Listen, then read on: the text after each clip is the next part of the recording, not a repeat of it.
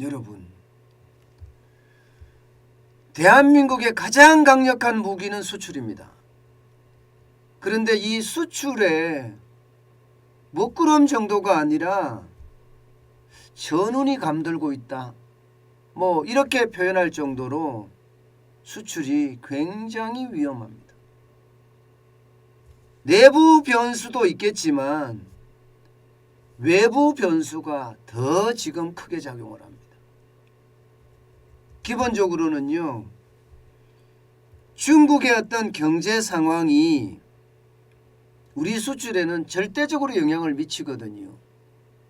중국은 수출 비중이 직접적으로 수출하는 게 25%가 넘고요, 홍콩을 통해서 수출하는 게 5%가 넘습니다.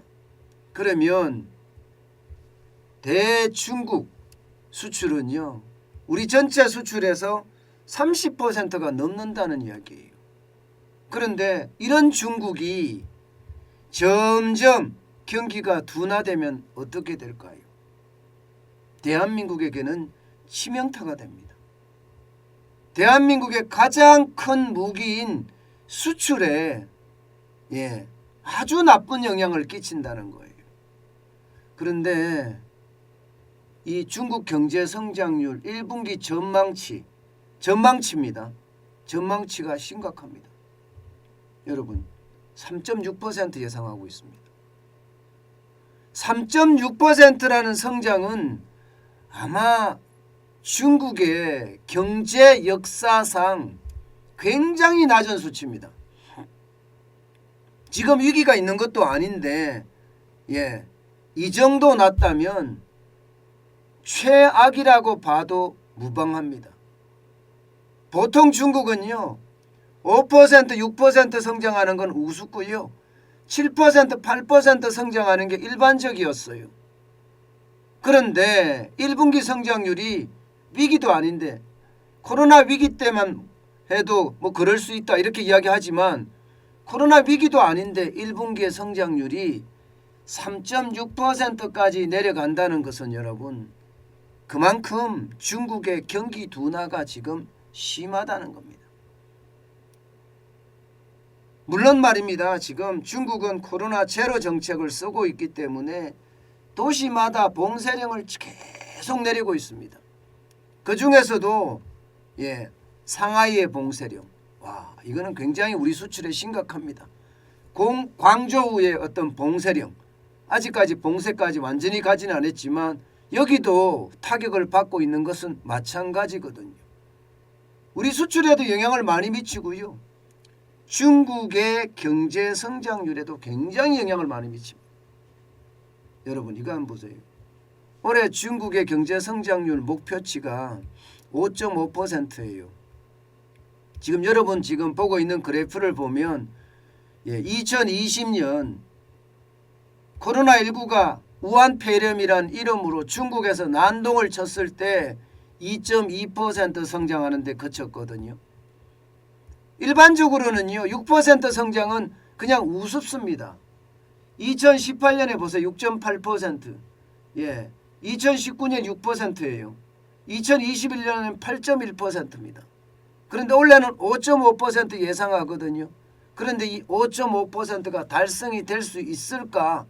미지수입니다. 왜냐하면 1분기 성장률이 완전히 떨어졌어요.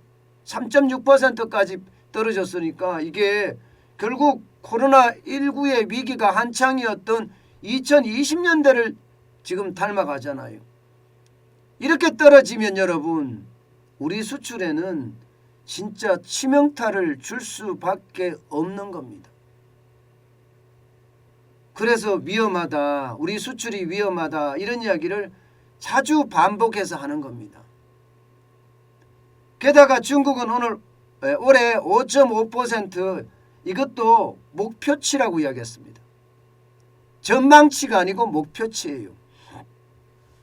전망치와 목표치는 굉장히 상황이 다릅니다. 전망치는 지금 이대로 가도 5.5%를 성장한다는 거고요, 목표치는 굉장히 노력을 해야지 5.5% 간다는 거예요. 그러면 굉장히 노력이 뭐냐?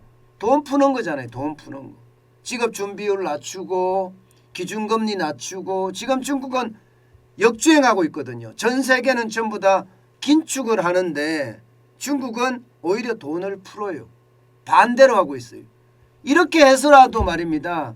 5.5%를 달성하겠다. 이게 지금 중국의 목표인데 지금처럼 이렇게 가면요.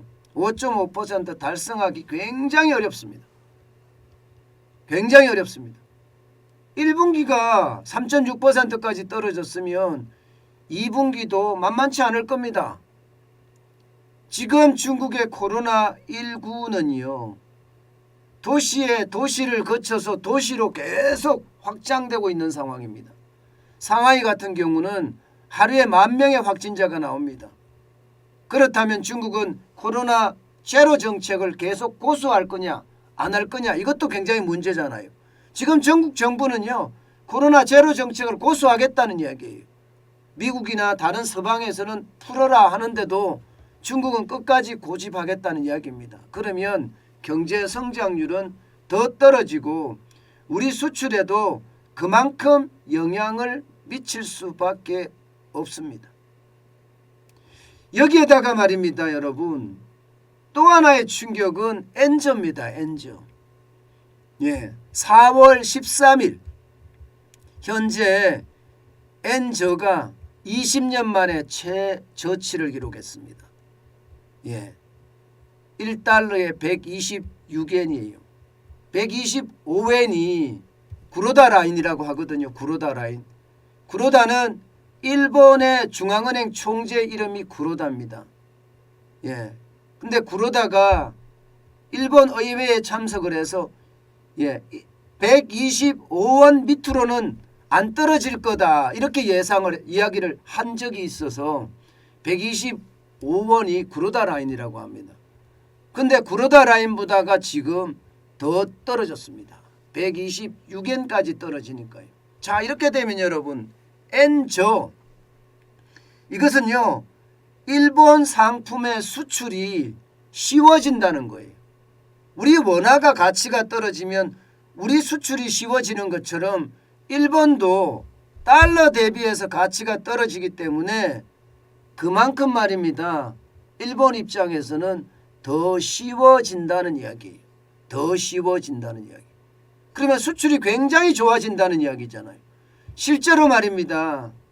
일본 입장에서는 물론 수입 대체 효과보다가 수입 물가가 더 올라가는 게 지금 문제라고 하지만 중요한 것은 수출은 더 많이 될 수 있어요. 그러면 일본 제품이 전 세계에서 대한민국 제품과 경쟁 관계에 있습니다.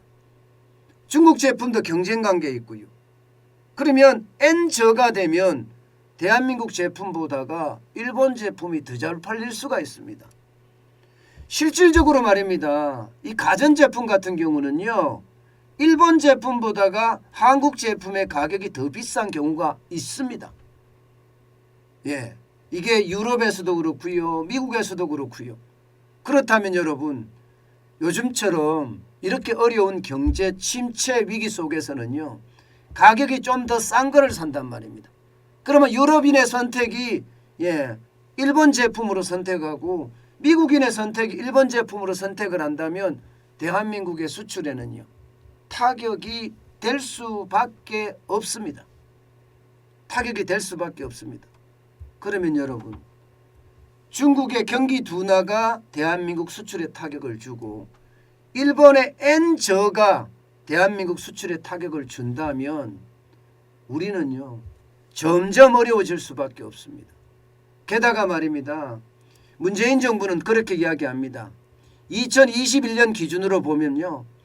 6,445억 4천만 달러는 어마어마한 수출, 역대 최고다 이렇게 막 자랑을 엄청나게 하거든요. 많은 분들이 저에게 그런 이야기를 해요. 아니 수출이 이렇게 많이 늘어나는데 당신은 왜 자꾸 수출 위기라고 이야기하느냐 이렇게 말들을 많이 합니다. 그런데 여러분 이 속에는 착시가 숨어 있어요. 굉장한 착시가. 2018년에 6,048억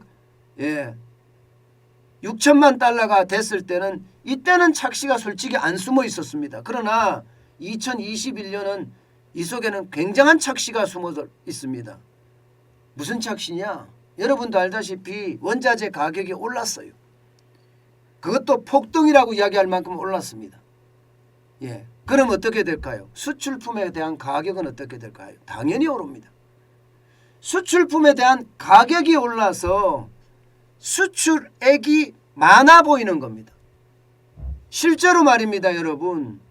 이게 물량으로 들어가 보면요, 우리 수출 그렇게 많이 안 늘어났습니다. 지금 수출 금액에서 보면 18.2%나 늘어났다고 이야기하지만 수출 물량 증가율은 0.4%에 그칩니다. 안 늘어났다는 거예요. 결국 말입니다. 원자재 가격이 오르니까 수출 제품에 대한 가격이 올라서 수출을 많이 하는 듯 보이는 것이지, 실제 물량이 늘어나서 우리 수출이 좋아진 것은 아니라는 뜻이에요. 그러면 원자재 가격이 내려가면요, 당연히 수출 액수도 내려가겠죠. 예, 그럴 수밖에 없으니까요. 게다가 더 큰 문제는요, 안 그래도 지금 수출이 마이너스를 기록하고 있어요. 마이너스를. 이게 더 큰 문제입니다. 원자재 가격이 올라가니까, 예, 이게 그만큼 올라간 만큼 수출 제품의 가격도 올려야 되거든요. 그런데 못 올려요. 일본 때문에 못 올리는 것도 있지만, 엔저가 되면 일본 때문에 못 올리는 것도 있지만 중국 때문에 못 올려요. 중국은 정부가 뒤에서 엄청나게 지원을 하기 때문에 뭐 예를 들어서 공장 용지도 지원하고요, 수도세, 물세도 지원하고요, 전기세도 지원하고요, 인력도 지원해주고, 이러니까 기업의 비용이 적게 들어가요. 기업의 비용이 적게 들어가면 어떻게 됩니까, 여러분? 제품의 가격이 싸겠죠. 이 중국 제품하고 대한민국 제품하고 전 세계 시장에서 경쟁을 하면 솔직히 품질 면에서는 우리가 좋은지 모르지만, 예, 가격 면에서는 게임이 안 됩니다. 우리가 원체 비쌉니다. 그렇다면 여러분, 이게 중국 때문에도 가격 올리기가 굉장히 어렵다는 이야기예요. 그러면 앞으로 수출의 적자 지금 계속 된다는 이야기잖아요. 수출의 적자가 계속 일어날 수밖에 없다는 이야기가 됩니다. 저는 그게 오히려 진짜 충격이 될 수 있다는 생각을 저는 솔직히 많이 합니다. 근데 문제는 이 적자가 일시적이냐 아니면 만성적이 될 거냐의 문제잖아요. 지금 현재 외생 변수라고 이야기하나요? 외부에서 발생한 변수, 이것을 보면요, 이게 일시적으로 무역 수지가 적자가 난 게 아니다, 이런 해석이 가능합니다. 중국의 경기 둔화 때문에 우리가 수출량이 그만큼 떨어지고요, 엔저 때문에 일본과의 가격 경쟁력에서 뒤처지고요, 여기에다가 원자재 가격이 다 올라서, 예, 수출 제품에 대한 가격을 그만큼 못 올리기 때문에 적자 구조는 당분간이 아니라 이게 만성이 될 가능성도 굉장히 크다, 이런 섬뜩한 분석도 나옵니다. 이렇게 됐을 때 대한민국 경쟁력 어떻게 될까요?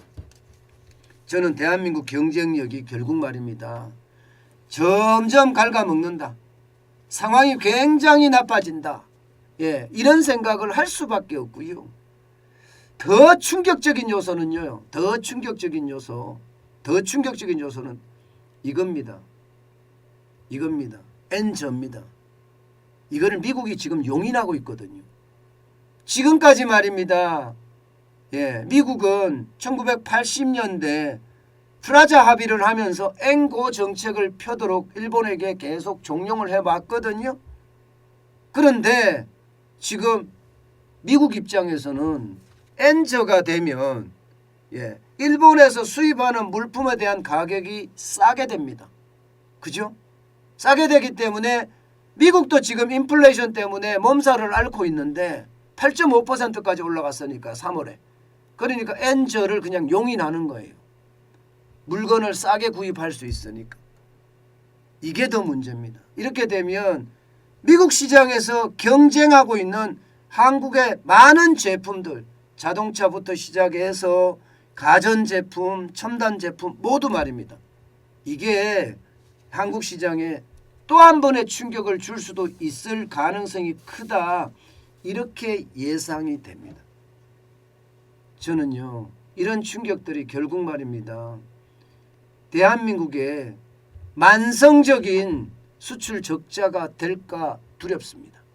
그런데 충분히 그럴 가능성은 좀 있어요. 예, 외국인들이 탈출하는 걸 보면요, 대한민국을 좀 어렵게 보고 있다 이렇게 느껴집니다. 외국인들이 대한민국에 투자할 때는 딱 두 가지만 보고 투자합니다. 뭐 친분이 있어서 투자하고 대한민국이 좋아서 투자하고 이런 거는 여러분 시장에서는 없어요. 돈이 되느냐 안 되느냐 이게 기준점이거든요. 예, 돈이 되느냐 안 되느냐 그 기준점을 삼아서 대한민국에 투자를 하는데 그때 말입니다. 대한민국의 장점 두 가지를 굉장히 높이 삽니다. 재정이 건전하다. 수출을 진짜 잘한다. 이 두 가지가 외국인들에게는요. 투자를 할 때 아주 기본적인 기초자산이 되는 거예요. 그런데 이 기초자산들이 무너져요. 재정도 지금 무너지고 있죠. 뭐 여러분 알다시피 지금 재정 적자가 장난 아니잖아요. 여기에다가 수출이 지금 적자가 나니 외국인들이 이미 대한민국의 어떤 상황을 간파를 하고 미국의 금리를 올린다고 하니까 지금 빠져나가는 것은 아닌가. 그렇게 지금 해석하는 경우도 굉장히 많다는 겁니다. 저는 그래서 지금 대한민국의 어떤 위기는요. 내수의 위기에 이어서 내수의 위기는 이제 거리두기를 오늘 발표를 할 거죠. 그럼 좀 좋아지면은 내수는 나아질 겁니다. 그러나 수출은 더 큰 위기로 몰고 가지 않을까. 저는 그런 두려움 굉장히 많이 갖고 있습니다. 그래서 외국인들의 동향 아주 면밀히 저는 체크하고 있고요. 또 우리 수출의 어떤 동향도 계속 분석해 가고 있습니다. 여러분 정환전 TV를 보면요. 위기의 어떤 상황을 계속 이해할 수 있으니까요. 앞으로도 많이 시청 바라겠습니다. 기왕 이까지 온 김에 지금 보고 계신 분들 구독 안 하신 분들 있으면 구독해 주시고요. 좋아요도 좀 눌러 주시기 바랍니다.